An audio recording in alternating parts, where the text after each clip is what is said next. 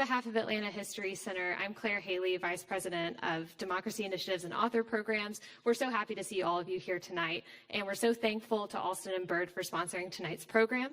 So on that note, I'd like to invite Chris Mangum up from Alston & Bird to introduce tonight's author.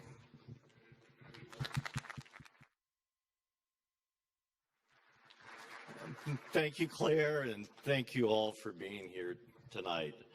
Like I said, she said my name is Chris Mangum. I'm a lawyer with Alston & Bird.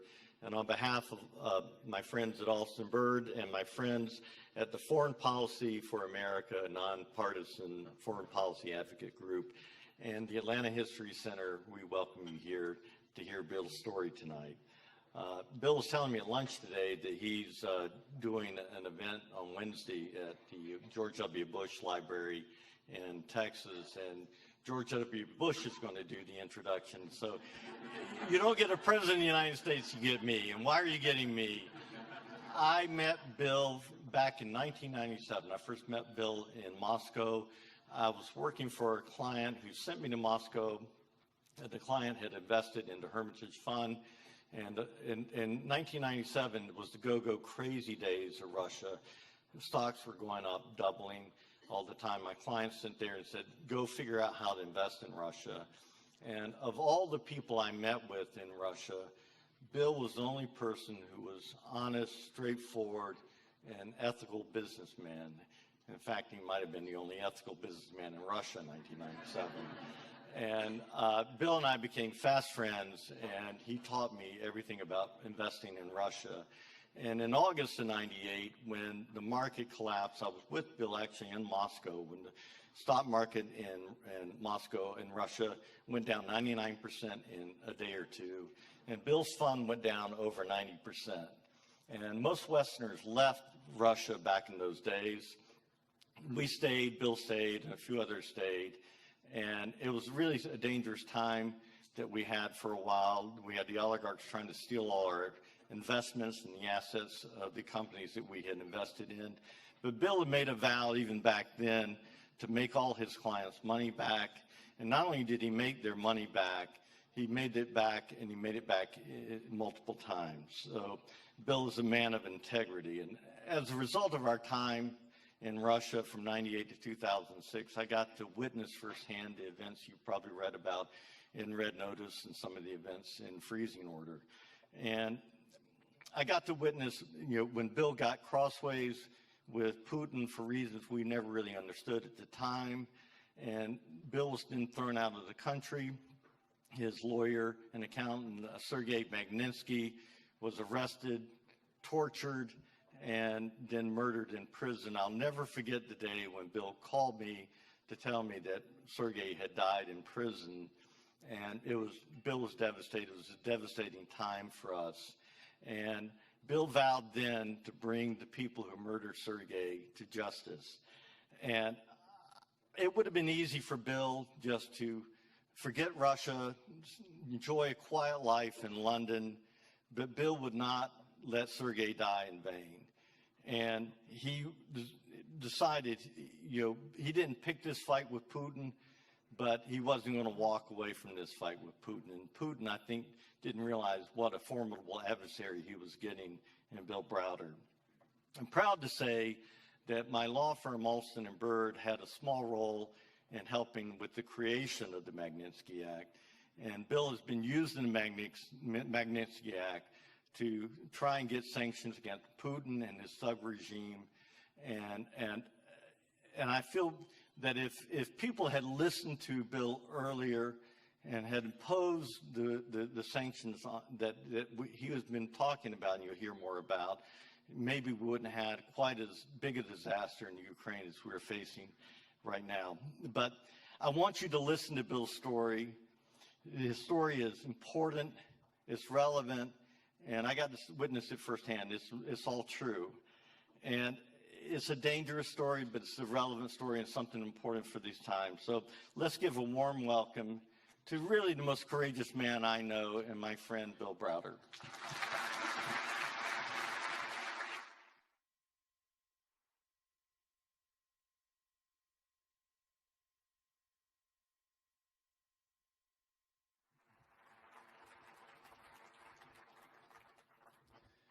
Chris, thanks for that great introduction.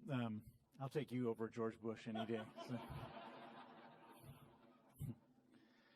So I think a lot of people here have read my first book, Red Notice, and maybe some have read my second book. After I wrote my first book, Red Notice, the story finishes in 2012 with the passage of the Magnitsky Act. And I thought that it was going to be my first and only book. I'm not a trained author, but so much crazy stuff happened between the passage of the Magnitsky Act in 2012 that I really felt compelled to write a second book, because I really needed to tell the story. I needed to show the world what Putin was capable of. And so I procrastinated and procrastinated, and by the summer of 2018, I forced myself to sit down and start writing this book. I normally live in London, but I have a house in Colorado, in Aspen.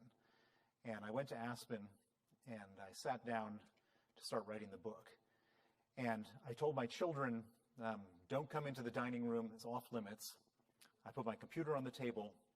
I disconnected it from the internet. I put my phone face down on silent, and I started writing. And I don't know how many of you have ever written a book, but there's nothing worse than having a blank screen in front of you and typed a paragraph, read the paragraph, erased the paragraph. Typed another one, erased it, on and on and on. After about an hour, I could take it no longer, and I turned over my phone, and there were 176 messages. The first message said, "Bill, are you watching Helsinki right now?" The second message had an expletive I won't repeat. The third one actually came from Chris. He said, "I've got a house in the mountains you can disappear to if you need to." And what all these messages were referring to was the summit that was taking place in Helsinki between Trump and Putin. The summit was taking place. It was the first time the two leaders had met formally. It was taking place in Helsinki. It was on a Monday. And the previous Friday, Robert Mueller, the special counsel investigating Russian interference in the U.S. election, had indicted 12 Russian military intelligence officers for interfering in the election. And so the big question over the weekend was what was going to happen. How was Putin going to respond to this? So on the Monday morning, the two presidents meet. There's no national security advisor or secretary of state or any aides. It's just Trump by himself, Putin with one aide of Putin's in a secret meeting. The meeting lasts for about 4.5 hours. They emerge from the meeting. They walk up to their respective podiums for the post-summit press conference. Putin struts up to the podium looking very self-confident. Trump is kind of hunched over, not looking self-confident at all. The press conference begins, and one of the very first questions comes from a Reuters journalist to Putin. And he says, "Mr. President, are you ready to hand over those 12 military intelligence officers?" Putin smiles. He's been preparing for this question all weekend. And he says, "Yes, it's possible that we would. But if we did so, we would expect some reciprocity from the United States. Specifically, we would expect the United States to hand over Bill Browder."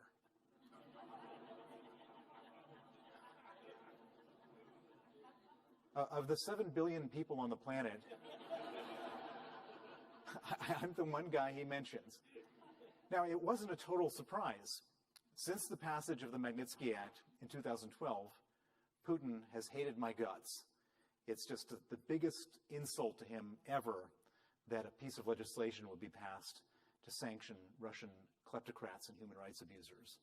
And he's been chasing me all around the world with Interpol arrest warrants 8 times. I was arrested in Madrid, Spain, a couple months earlier. They've been trying to get the British government to hand me over because I live in London. Death threats, kidnapping threats, the whole business. So it wasn't a total surprise that Putin had brought my name up. And it wasn't good, but it wasn't a total surprise.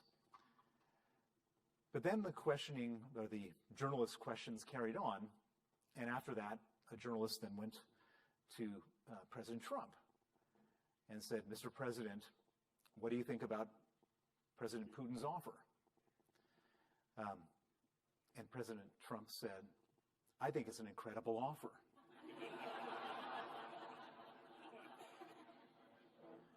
Now that did surprise me.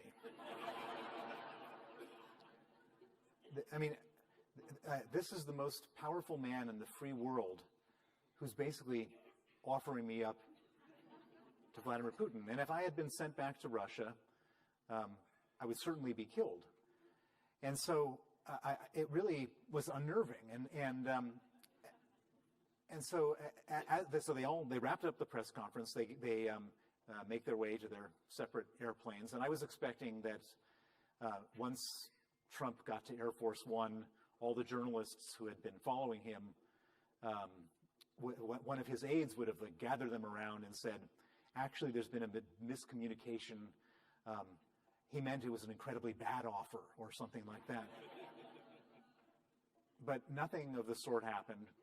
They fly back to Washington. And then the next morning, my wife wakes me up early, and she says, you've got to see this, Bill. And overnight, Putin had decided that it really was not a fair trade. He was only asking for one Westerner, one American, and the Americans were asking for 12. And so Putin added 11 more people to his list of swapped people. He wanted Mike McFaul, the former U.S. ambassador to Russia. He wanted a man named Kyle Parker, who was the chief of staff to the commission that wrote the Magnitsky Act. He wanted Jonathan Weiner, who is a lawyer, who is Chris's partner, who came up with the idea of the Magnitsky Act. He wanted several agents from the Department of Homeland Security that were investigating money laundering connected to the murder of Sergei Magnitsky. Basically, he had just come up with a list of everybody in the U.S. establishment who had helped me with the Magnitsky Act or with anything connected to it. And so now, it was not just one person, it was a bunch of either current or former U.S. government officials. And we would have expected at that point that the Trump administration would have walked it back.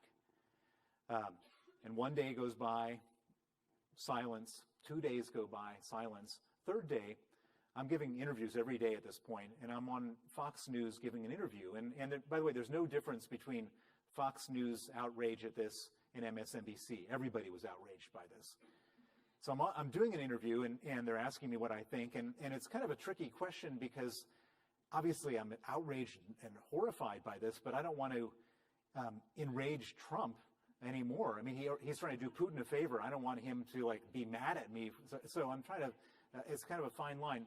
Anyways, in between, so as I'm being interviewed, they say, Mr. Browder, we've got to cut it off right now.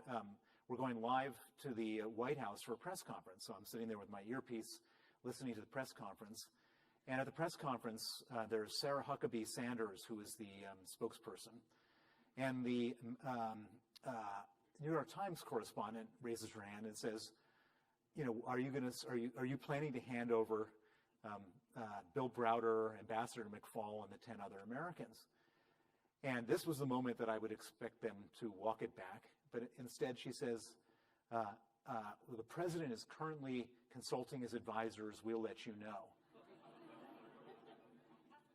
So at this point, I'm outraged. Everyone's outraged. And in Washington, and again, there was no difference between Democrats and Republicans. Everybody was saying this can't happen. The Senate organized a vote on whether to hand us over or not. And it looked like it was going to be unanimous not to hand us over. And at that point, about an hour before the vote, Trump quietly sends out a press release saying that they're not going to hand us over. The Senate votes 98-0 not to hand us over, and that's the end of the story. But so I'm very happy to be here tonight.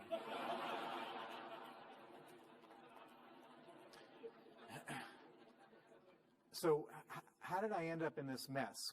And I'd like to tell you the story from the beginning. And You can hear my accent. I'm American. I'm originally from Princeton, New Jersey. I was born in Princeton. I grew up in Chicago. But I come from an unusual American family. My grandfather, Earl Browder, was a labor union organizer from Wichita, Kansas. And this was the 1920s. And he was so good at organizing the union that he was spotted by the communists. And they said, if you like labor unionism, you're going to love communism. Why don't you come to Moscow to check it out? And so in 1927, my grandfather moves to Moscow. He meets my grandmother, who's Russian.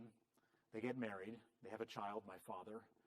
And 5 years later, he is sent back to America to become the General Secretary of the American Communist Party. He's the General Secretary in 1932. He runs for president against Roosevelt in 1936. He runs again in 1940. He's imprisoned by Roosevelt in 1941, pardoned in 1942. He then gets expelled from the Communist Party in 1945 for being too much of a capitalist. And then he's viciously persecuted in the 1950s during the McCarthy era for being a communist. So this is my family legacy.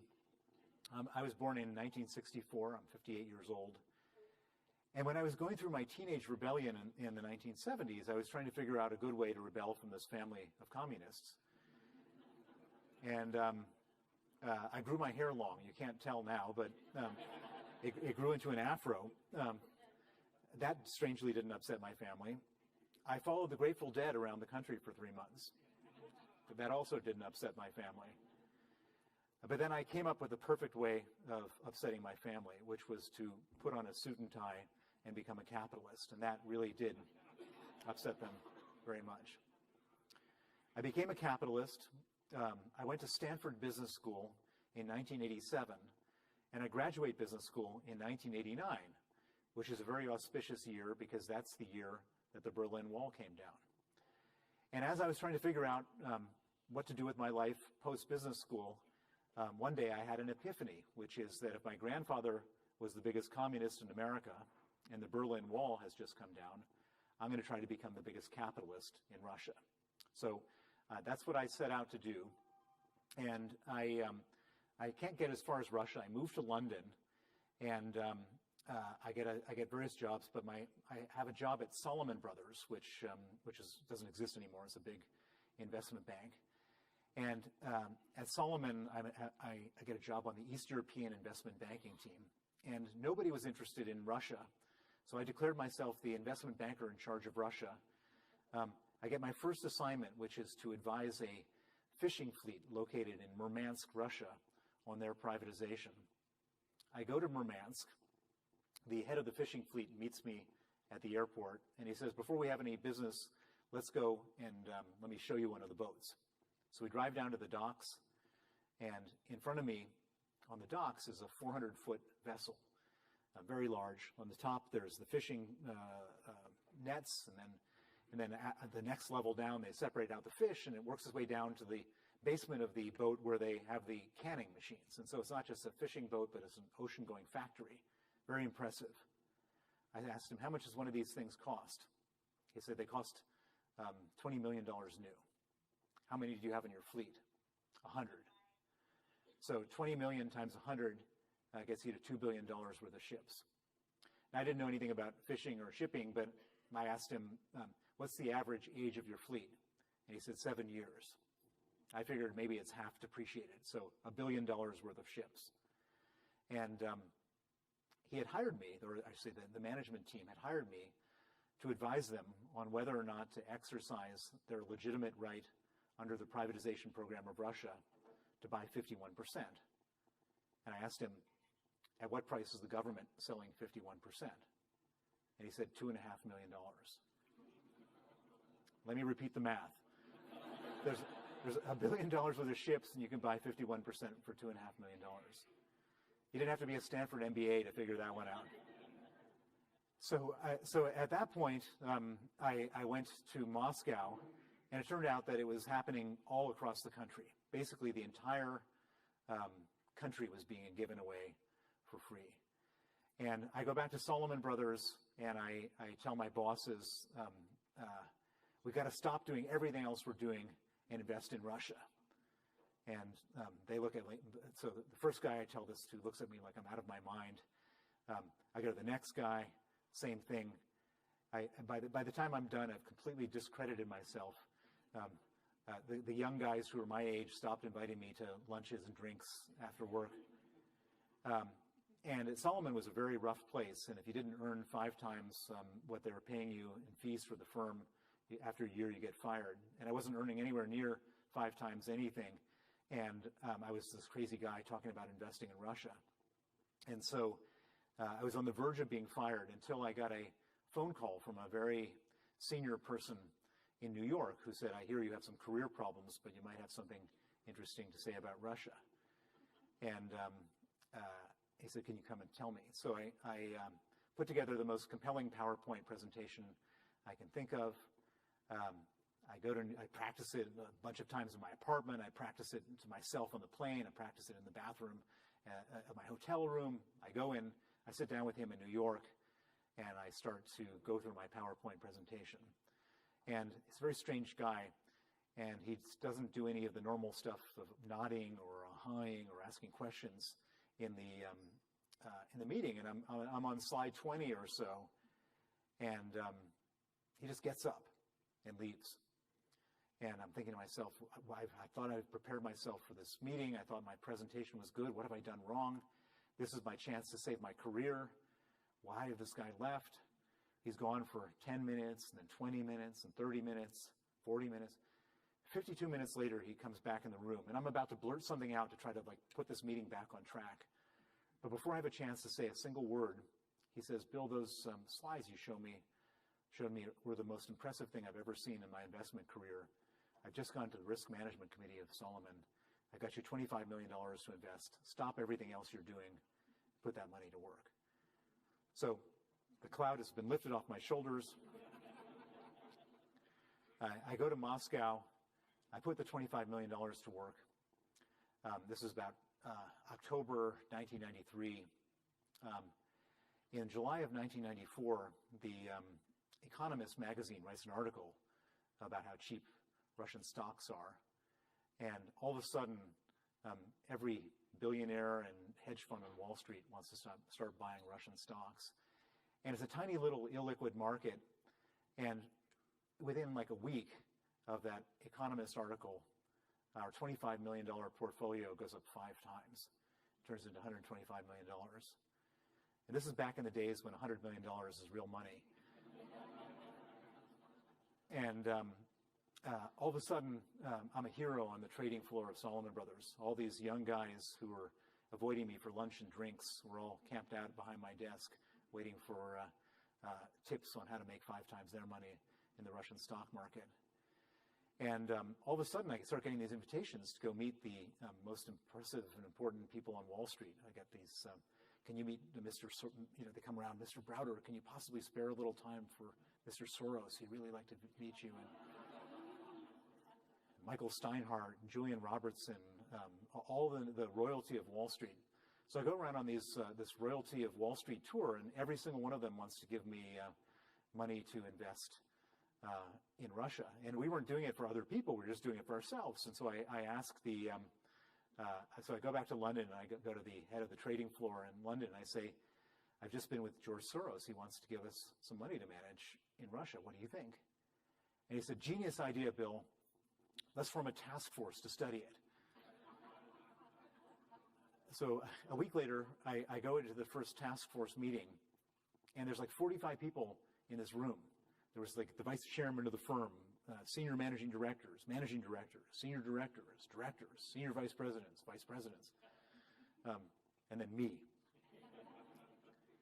And within moments of the meeting starting, a fight breaks out as to who is going to get the economic credit for the business. And the asset management group had like an amazing argument about why they should get the economic credit. And then the emerging markets people weigh in. They say, well, actually, here's our... And then the investment banking team says, and then the sales and trading. And it's like this multi-dimensional tennis. And everybody, the investment bankers are incredibly good at arguing for money they don't deserve. And I didn't know who was going to win the argument, but I knew absolutely for sure who wasn't going to get any economic credit for the business. And that was going to be me. and I really had a hard time with this whole thing, and I couldn't sleep for several days. And I finally decided to go into the head of the trading floor. I slapped my security badge on his desk. I say, I'm quitting. I'm going to Moscow to set up my own fund. He said, don't do it. It's going to be a failure. And I storm out. So I moved to Moscow. One of the guys who I met on Wall Street gives me $25 million to invest. I start this fund called the Hermitage Fund. And it eventually grows to become the largest fund in Russia. The trouble is that I was investing in these companies in Russia, but when they did the whole privatization program, it was like building a house, but they built this house without electricity and plumbing. And the electricity and plumbing of the Russian stock market were property rights and rule of law. And so basically these oligarchs who own these companies were stealing money out the back door like you can't even imagine. And it was unbelievable. The level of theft was just off the charts. And I was looking at this whole thing and I was trying to figure out, what can I do about it?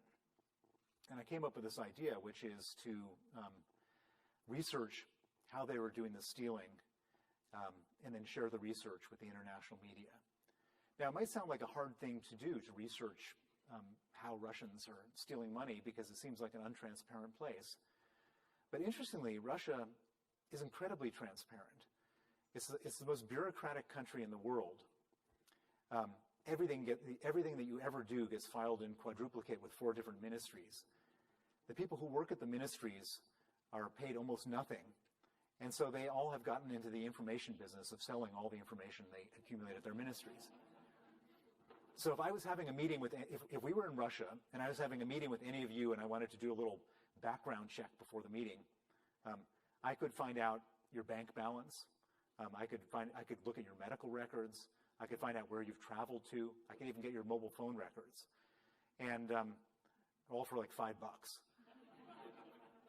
And so we did this with the companies we invested in to figure out who was stealing, how much they were stealing, where the money was going.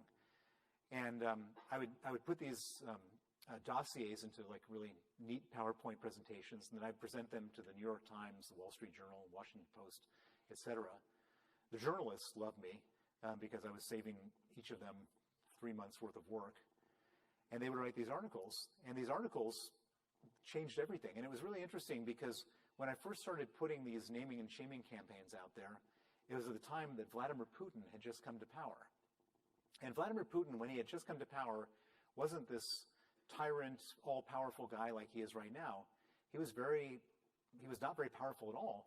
And the reason he wasn't powerful was that the oligarchs, while they were stealing money from me, had stolen power from the president of Russia. They had all sorts of informal ways they had gained all the control of the presidency. And so Putin was fighting with the same guys I was fighting with. They were stealing power from him as they were stealing money from me. And there's this expression, your enemy's enemy is your friend. And so, and I've never met Vladimir Putin in my life, didn't meet him then, and I haven't met him since. But every time I would publicize one of these scandals with the oligarchs, he would step in and use whatever power he had to try to stop them from stealing. He would use the state's majority shareholding in a company to fire people, or he'd issue presidential decrees, or he would push the parliament to pass laws. And as a result of this, my portfolio grew and grew and grew. And it was really the most interesting situation because it's one of the few times in life where you could make money and do good in the same job.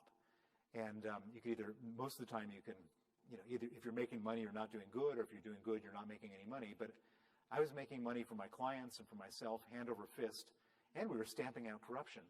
And for a while, I thought Putin was a great guy. I mean, here's this guy helping me, get these bad guys. And it was all going really well, and I wish it had gone on forever. But he decided at the end of 2003 to win his war with the oligarchs. And the way he went about doing this was to arrest the richest oligarch in Russia, a man named Mikhail Khodorkovsky. He was the owner of an oil company called Yukos. He was on his private jet. He had landed in October 2003. He had landed in an airport in Siberia to inspect one of his oil properties. Putin had his secret police surround the airplane. They arrested him. They brought him back to Russia, to Moscow. they put him on trial. And in Russia, when you go on a trial in a criminal case, there's a 99.7% conviction rate. So there's no presumption of innocence, and they just put you in a cage because they figure that's where you're going to be after the trial is over. So they put Khodorkovsky in a cage, and they allowed the television cameras to come and film the richest man in Russia on trial sitting in a cage. Now imagine you're the 17th richest person in Russia. You turn on your television and you see the richest guy sitting in a cage. What's your natural reaction going to be? You don't want to sit in that cage. And so after Khodorkovsky was sentenced to 10 years in prison in the summer of 2004, the other oligarchs started going to him, to Putin, and saying, Vladimir, what do we have to do so we don't sit in a cage? He said, real simple, 50%. Not 50% for the Russian government or 50% for the presidential administration of Russia, 50% for Vladimir Putin personally. And at that point, Putin became the richest man in the world. And I was carrying on with my naming and shaming campaigns after that, but I was no longer going after Putin's enemies. I was going after his 50% financial interest. And at that point, our interests diverged completely. And in November of 2005, when I was flying back to Moscow, I'd been living there 10 years. I was the largest foreign investor in the country. I was managing $4.5 billion. I was stopped at Sheremetyevo Airport, which is the international airport. I was arrested. I was taken down to the detention center of the airport. I didn't know whether I was going to Siberia or being deported. Thankfully, the next morning, they put me on an Aeroflot flight back to London. I was subsequently declared a threat to national security. Now, when you're the largest investor in the country and you're no longer allowed into the country, it's definitely not good for business. But I had bigger things to worry about because I understood that when the Russians turn on you, they don't tend to do so mildly. They do so with extreme prejudice. And so I said to myself, what else can they do to me? And the answer is they could arrest my people. I had a team of people in Russia, or they could seize my assets. And so I organized an emergency evacuation of all of my employees and their family members, and I got them all out safely. And once they were out safely, we organized a quick and quiet liquidation of all of our holdings in Russia. And we were able to sell everything successfully and get our money out of the country. So I breathed a big sigh of relief. I thought maybe one day I'll write a book about this. So I dusted off my hands. I set up a new investment fund to invest in other parts of the world, started investing, and thought, I'm done with Russia. Well, it turns out that Russia was just getting started with me. And 18 months after I was expelled, I was at a board meeting for my new fund in Paris, and I get a frantic call from the secretary that I have in the Moscow office. I kept the office, and I had one person, secretary, working in the office in case the storm ever blew over. And she calls me in a panic, and she says, Bill, there's 25 police officers raiding the office. What should I do? I said, I'm not sure. Let me call up my lawyer. I had an American lawyer in Moscow. I called him up, and I said, my office is being raided. What should I do? And he sounded a bit distracted on the phone. And he said, actually, my office is being raided as well right now. They're looking for your documents. Let me call you back. The police officers, 50 of them in total, were looking for the stamps, seals, and certificates for our investment holding companies, the sort of official corporate documents for our investment companies, which were empty at this point because we had sold everything.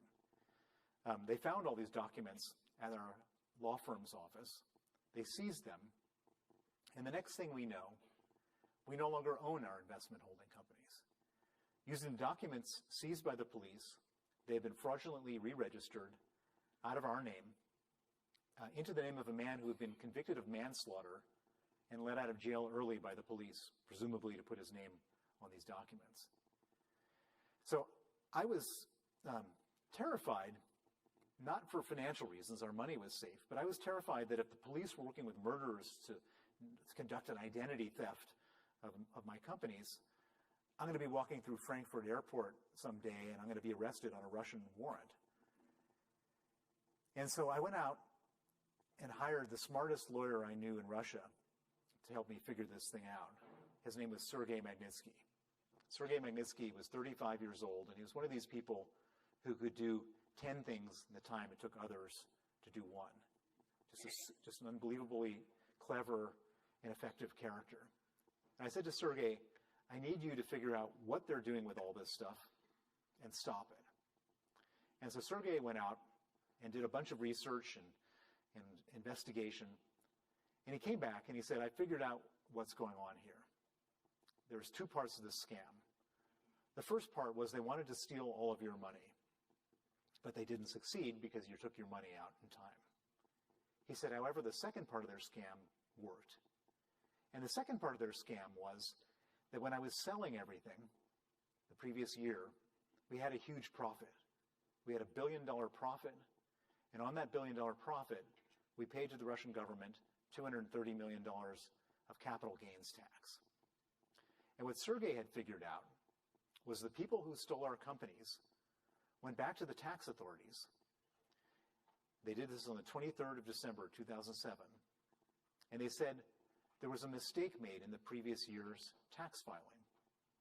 The companies didn't earn $1 billion. They earned zero. Came up with a complicated way of explaining that. They said, therefore, the $230 million of taxes that was paid in the previous year was paid in error, and we'd like it back. It was the largest tax refund in the history of Russia. They applied for it on the 23rd of December, 2007, 2 days before Christmas, and it was approved and paid out the next day, Christmas Eve. The largest tax refund in the history of Russia paid out in a fraud in one day. Now, if you had legitimately overpaid taxes of $5,000, you'd probably still be waiting until now to get your tax refund. But they paid it back in one day. It was obviously a rogue operation.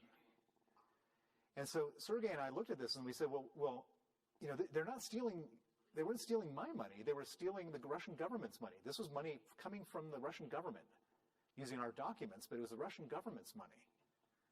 And we figured, you know, Putin is a patriot and a nationalist, right? He certainly wouldn't have allowed his own government's money to be stolen.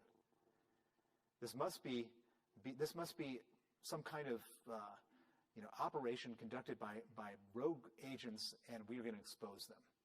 And so Sergey and I wrote criminal complaints to the top of every different law enforcement agency in Russia. I went to the newspapers, radio, television, telling the whole story. And Sergey went to the Russian State Investigative Committee, their version of the FBI, and gave sworn testimony against the corrupt police officers who conducted the raid. And then we sat back and waited for the good guys to get the bad guys. Well, it turns out, in Putin's Russia, there are no good guys.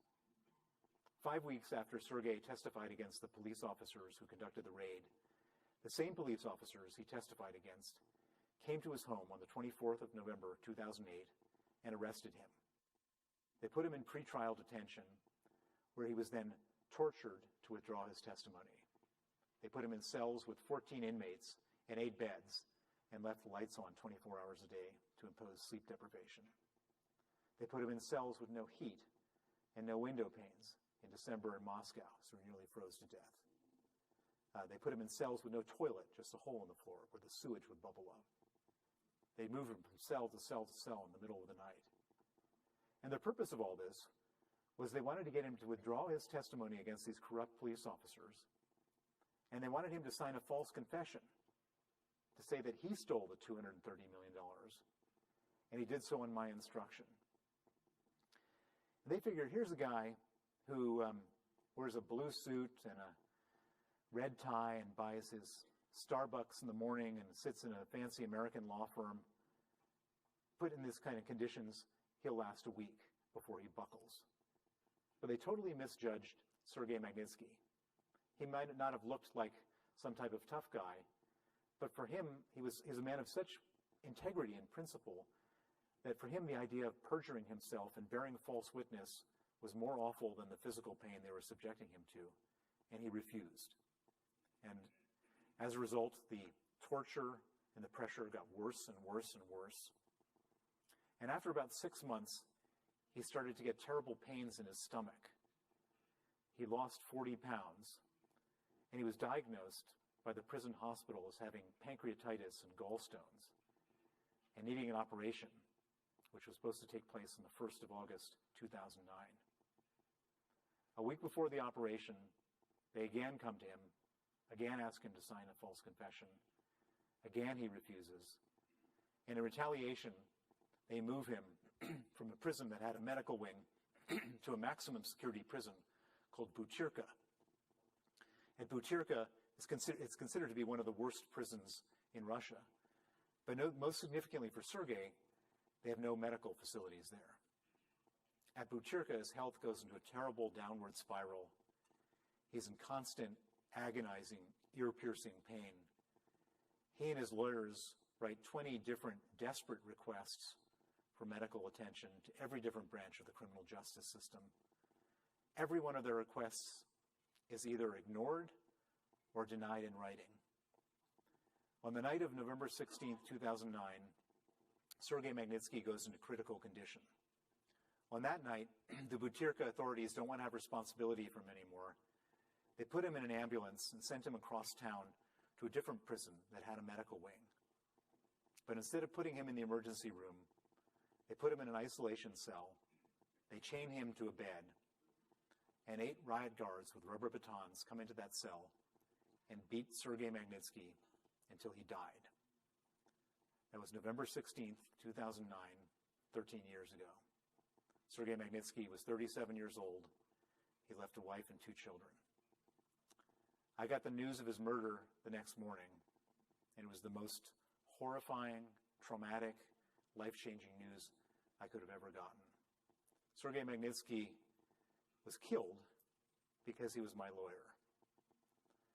He was killed because he worked for me. He was my proxy. And when I was finally able to clear the fog of heartbreak and hysteria from my mind, I made a vow to his memory, to his family, and to myself that I was going to put aside everything else I was doing, all of my business, and I was going to devote all of my time, all of my resources, and all of my energies to go after the people who killed him and make sure they face justice. And for the last 13 years, that's what I've been doing.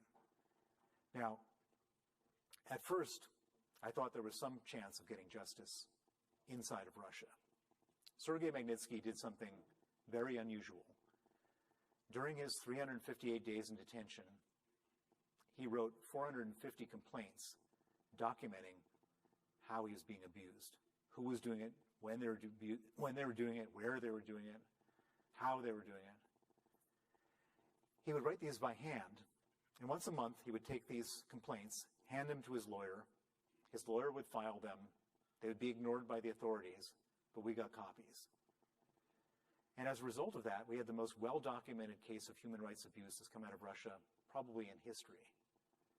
And because of those documents, we figured they would have to at least prosecute the people closest to his murder and his torture. But they didn't. The Putin regime circled the wagons.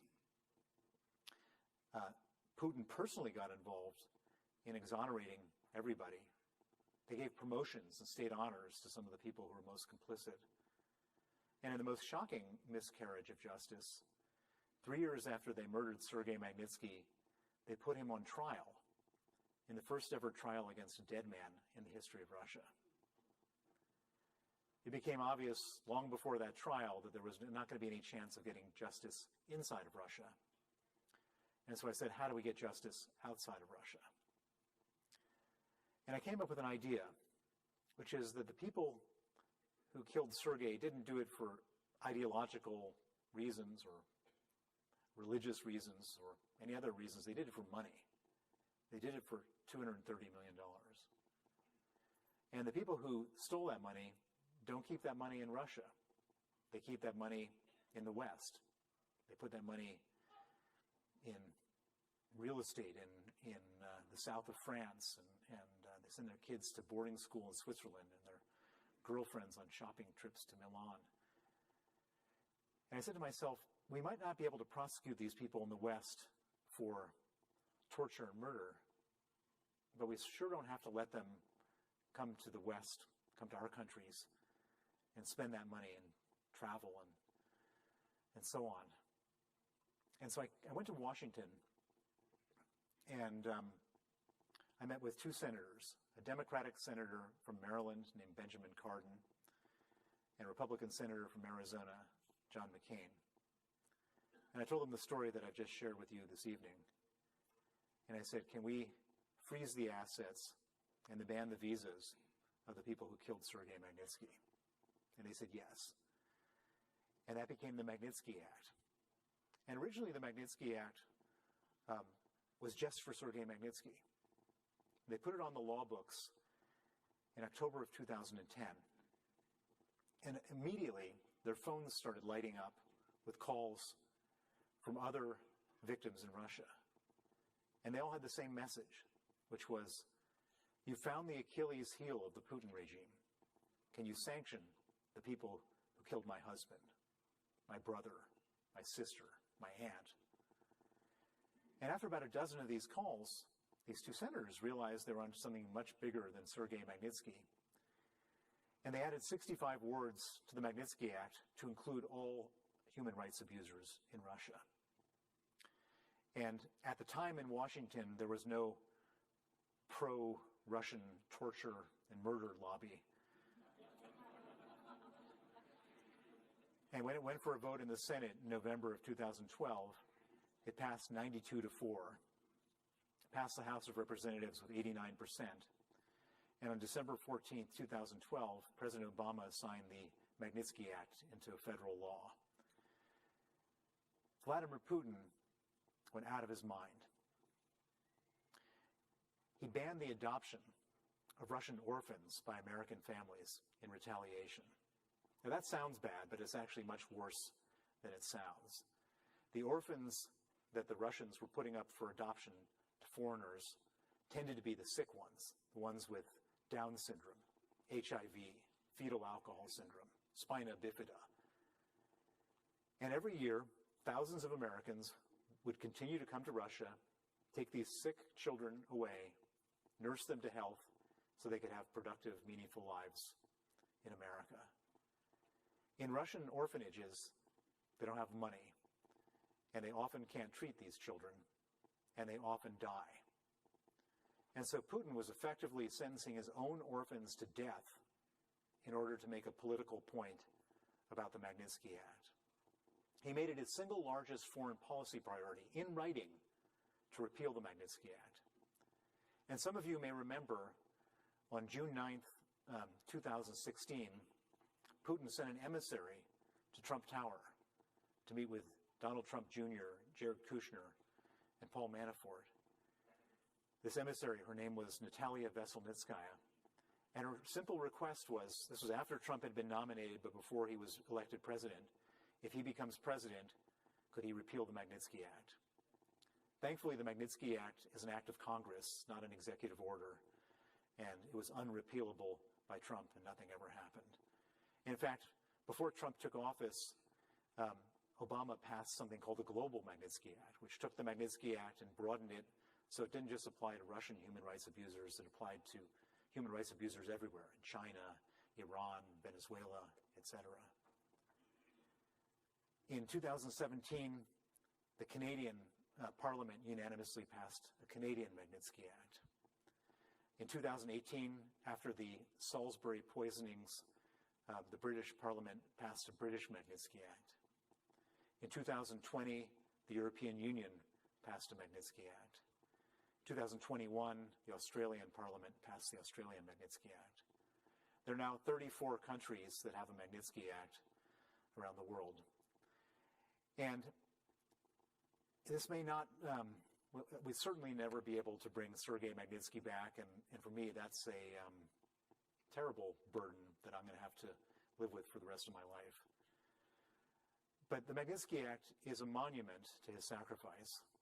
And hopefully this monument to his sacrifice will create a huge penalty for people doing terrible things like what they did to Sergei. And hopefully that will save lives in the future. And for that, Sergei Magnitsky's death was not a meaningless death. Thank you very much.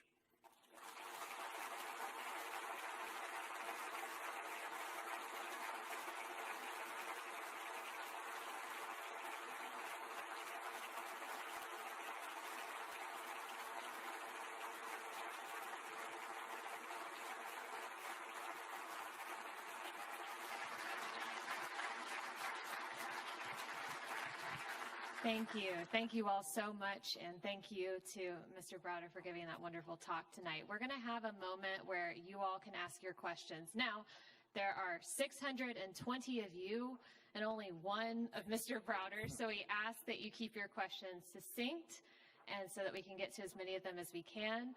So if you raise your hand, I will come to you, or we're going to alternate sides of the room. My colleague Peter over on the other side will be responsible for that half of the room. So do we have someone? I see one hand in the back. Yes, ma'am.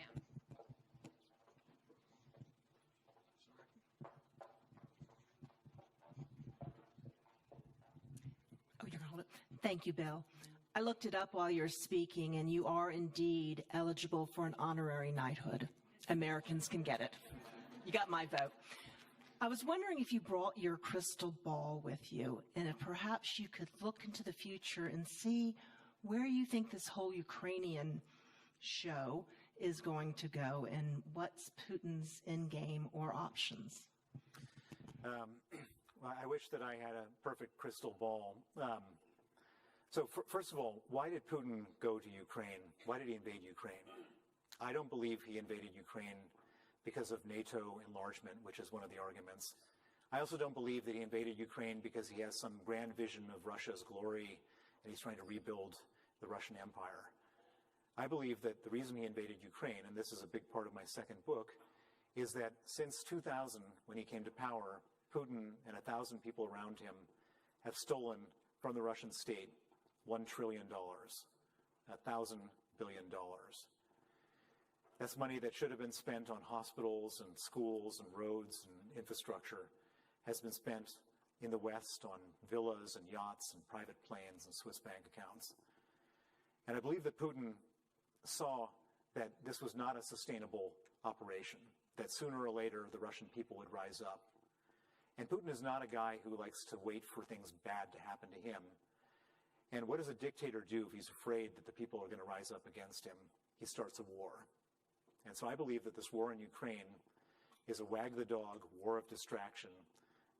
And Putin, by the way, this is not the first time he started a war. In 2008, he went into Georgia. His approval rating shot up. In 2014, he went into Crimea and eastern Ukraine. His approval ratings shot up. And in this particular war, his approval ratings have shot up. So he's doing this because he's afraid of being deposed. Why is he afraid of being deposed? Because if he gets deposed, all the money he's stolen gets taken away, he goes to jail, and he probably dies. And so for Putin, this is an absolute existential threat he has to be at this war. And if he were to succeed in Ukraine, he'd go to Estonia. He needs war to stay in power. And so he's not going to back down. On the other side, the Ukrainians have had experienced such atrocities, and we've just read about some of them yesterday with the 400 dead people in shallow graves, and we're going to hear more and more. I've seen numbers as high as 100,000 people killed in Mariupol, innocent civilians. The Ukrainians are not going to give up 1 inch of territory. They're not going to give anything. And so I don't know, on one hand, I'd love to think that the Ukrainians could win this war, and we've seen some great progress, but I don't ever count Putin out. He's got all sorts of tricks up his sleeve. And this war, by the way, didn't start on February 24th. This war started 8 years ago. It started in 2014 with the invasion of Crimea. We characterized it as Russian-backed separatists. That was a Russian invasion. So the war's been going on for 8 years. And there's no reason to believe that it won't be going on for another 8 years. And as much as I'd love to say that the Ukrainians are doing a great job, and I follow it with everything that happens every day, I just know Putin, and I know that he's going to double down and triple down and quadruple down no matter what losses he's taking. And I fear that this is going to go on for a long time.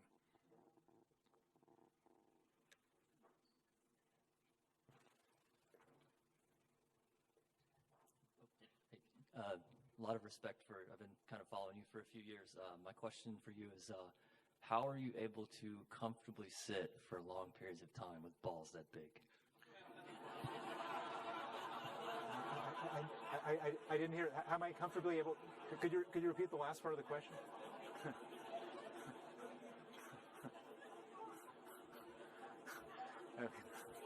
I didn't hear the last part of the question.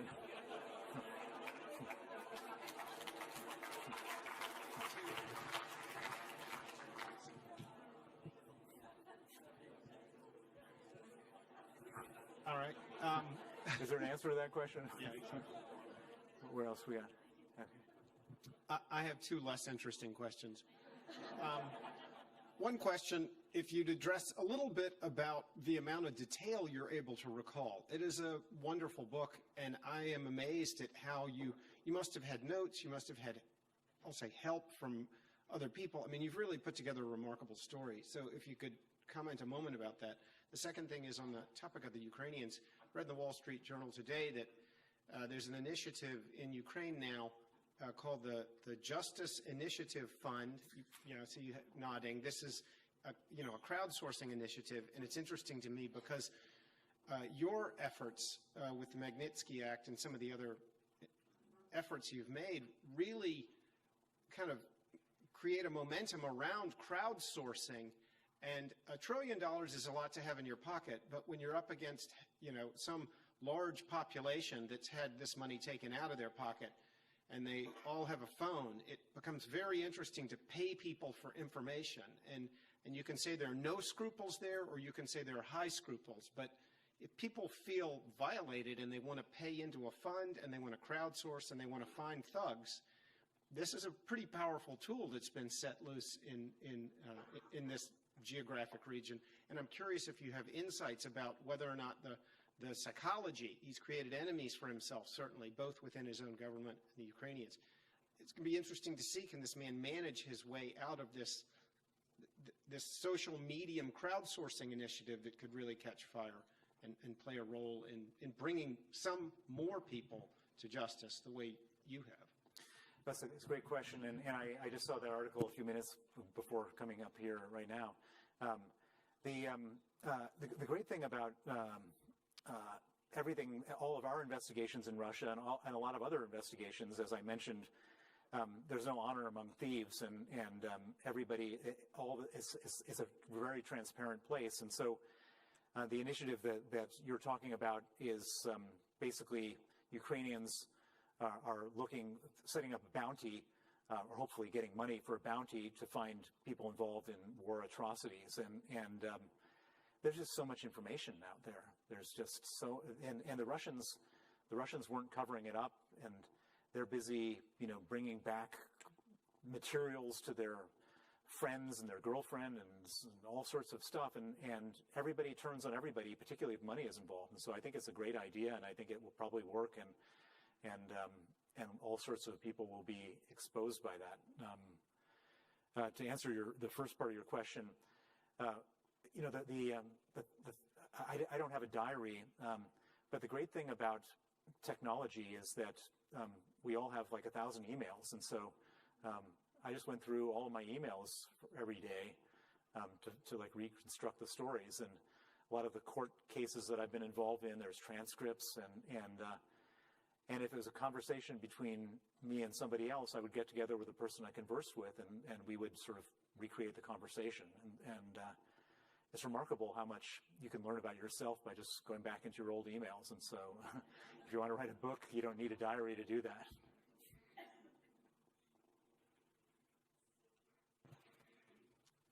Yes, so I have a question.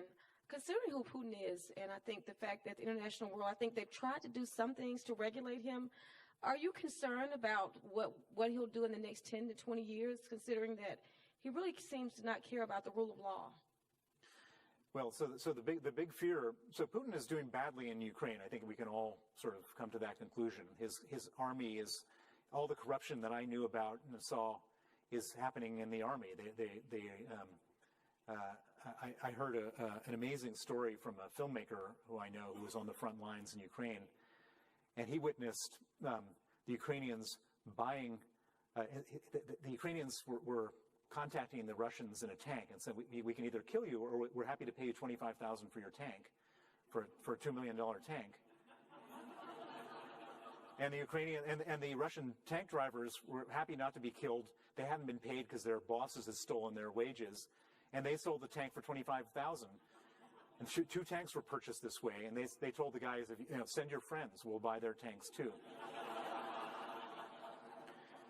And so Russia's hugely bad at this stuff, and they have no reason to be motivated. But the big fear, of course, is weapons of mass destruction, particularly nuclear weapons. And there are a lot of people in Washington that don't want to, that kind of want to give the Ukrainians enough military support so they don't lose, but they don't want to give the Ukrainians enough so they win. And the reason they don't want to give them enough so they win is because everybody is sort of negotiating with ourselves and saying, well, what if Putin were to launch a nuclear strike on a target in Ukraine? And of course, that's a terrible thing to think about. But the moment we start to sort of put that out there for ourselves, we then are kind of, I mean, why not then just give up Ukraine if that's his risk? And so I think we have to be kind of tough with Putin, and I think that we have to say, no, and draw a boundary. And he's a thug, and a thug usually doesn't like to stand up to somebody who's acting tough with him. And I don't think that we should be negotiating with ourselves in this situation, because he just takes advantage of that and uses that for his own advantage. Got another question over here. We're going to do 3 more, so think of your best questions. All right. As a native of Finland, we have a saying, I'm sort of cleaning it up a little bit here, that Russia is Russia regardless of the system. Do you have any hope that the world will one day see Russia that is free, democratic, and ruled by law? Well, I think that your conclusion is probably right, but not necessarily right. So if, for example, people say Putin looks sick, or, there's some rumors that he's sick. I'm sure everyone has read those articles. I don't believe that they are true, but let's just say that he were to drop dead today of a stroke or some cancer. He would be replaced by a KGB general who would be just as bad as him. If the system is not broken, it will be exactly the same. And we've seen that happen in other countries, in Kazakhstan and Uzbekistan, etc. However, if there is a major uprising in Russia, and what could cause a major uprising?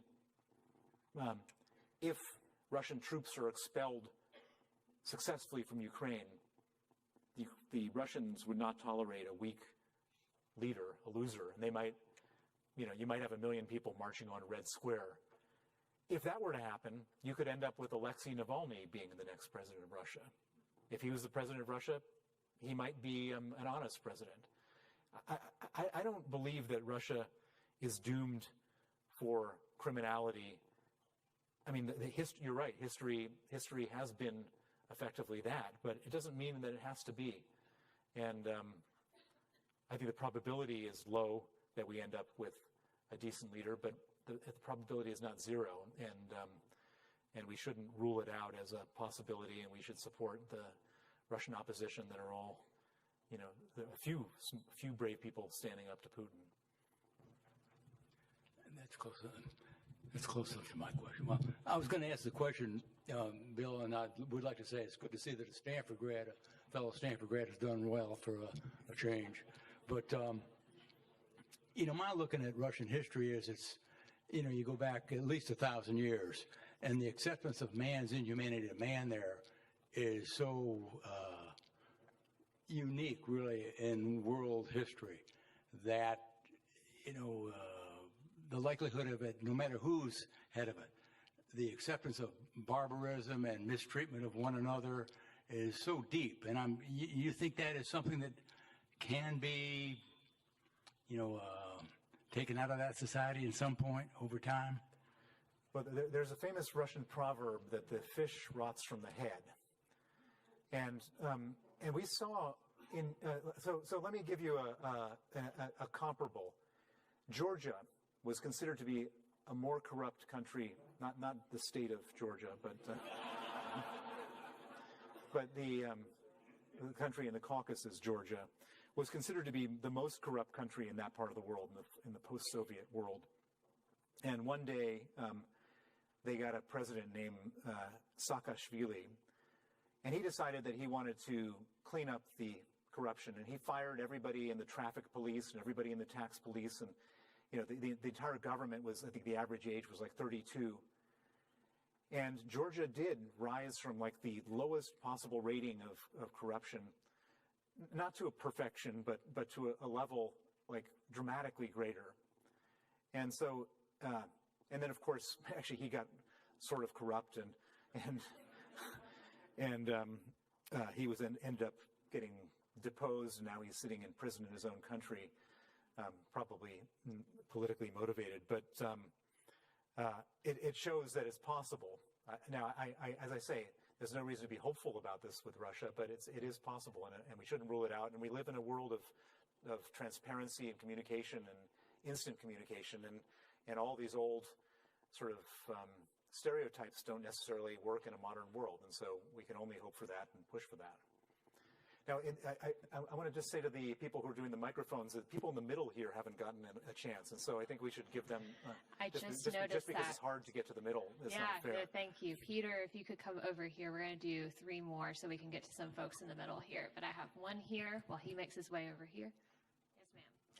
Well, I'm just so curious about the culture of the Russian people. You live there. You did business there. What we hear on the news is the Russian people are so supportive of this awful invasion of Ukraine. What is it about the Russian people, and is there any hope for change in their attitudes? So the it's not unusual for in a country when the country goes to war to side with your leader. It happens everywhere. You remember in after September 11th when we went to war in Afghanistan, George Bush's ratings went from like 35% up to like 88%. That's just what happens.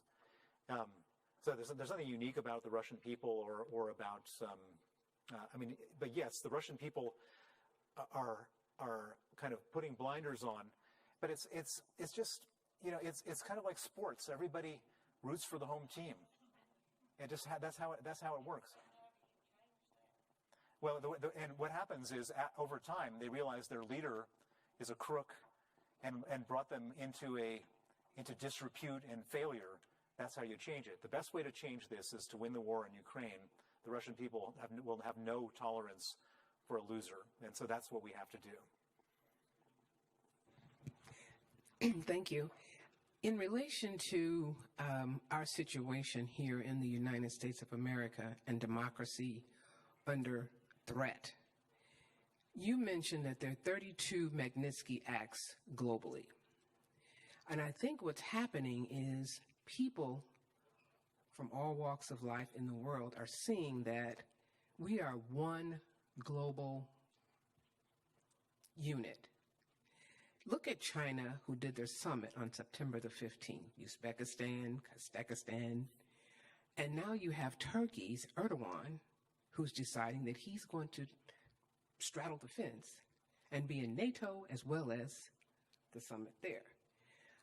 I just want to ask you, in terms of your shame and blame game that you started that sounded that it was very effective, what can people do, not only in this country, but the countries where the Magnitsky Act is, so that we can become a global force with a single purpose? Because doing something in Crimea and something in Georgia, it's just like a spitball in the ocean.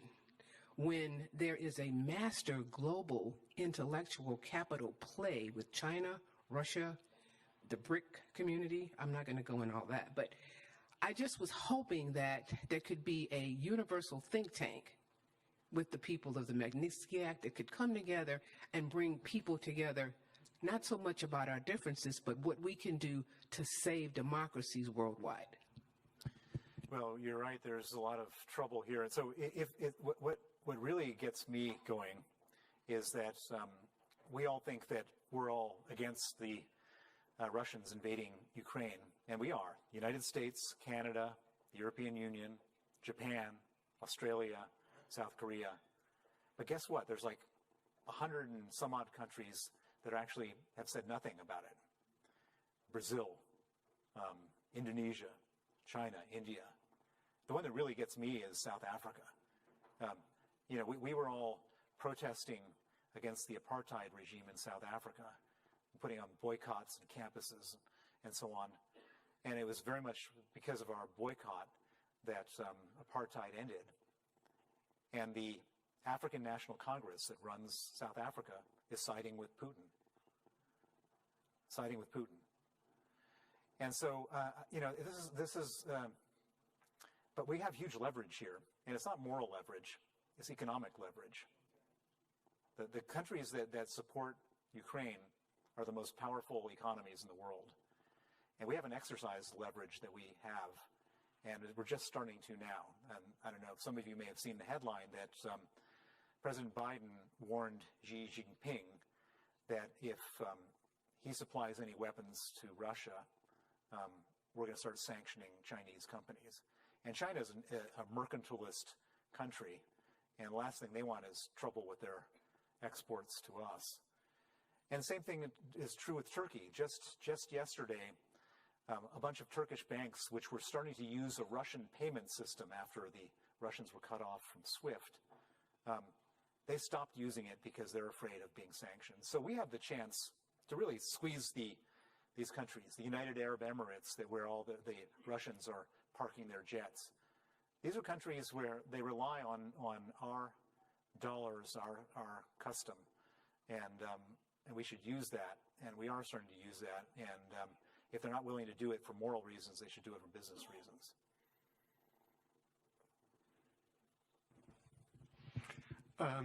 You played a significant part, I guess, in this whole transition from the Soviet Union, from communism to a capitalist Russia. Do you think that capitalism is in any way to blame for bringing us Vladimir Putin? Well, yes. I mean, so unregulated, lack of rule capitalism did. So what brought us Vladimir Putin was that 22 oligarchs ended up controlling 40% of the Russian economy, and the average Russian lived in destitute poverty. And you just can't have that kind of thing happen. And how did they get to be doing that? Because there were no rules.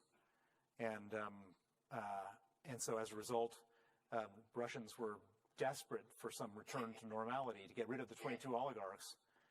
But then Putin stepped in. Instead of getting rid of the 22 oligarchs, he just became the biggest oligarch himself. And so some form of bad capitalism did, but at the same time, we all know what happens with communism, so that doesn't work either. And so my prescription is capitalism with good regulation, rule of law, and proper institutions, like what we have here in America and what you have in Western Europe. We have our last question over here from a gentleman who just finished the book last night, actually. Hi, Mr. Browder. I just want to say thank you for all your work, and you make me very proud to call myself an American. I did finish your book at 1 a.m. last night and found about this through Google, which is great. So serendipity is beautiful. But my question was, in one of the last chapters I read, it was about the audit of Deutsche Bank and sort of how over a 10-year period, the figure of $234 billion was laundered through one branch of one bank in Estonia. And that has completely reshaped my understanding of just how much money this involves. I was wondering, have there been any other exposés or uncoverings of other complicit countries or banking systems that are similar to Deutsche Bank since the book's been published or that you've uncovered? Well, it's Danske Bank. It's Denmark's largest bank. Their Estonian branch laundered $232 billion. And what's remarkable about this is that this is the largest bank in Denmark.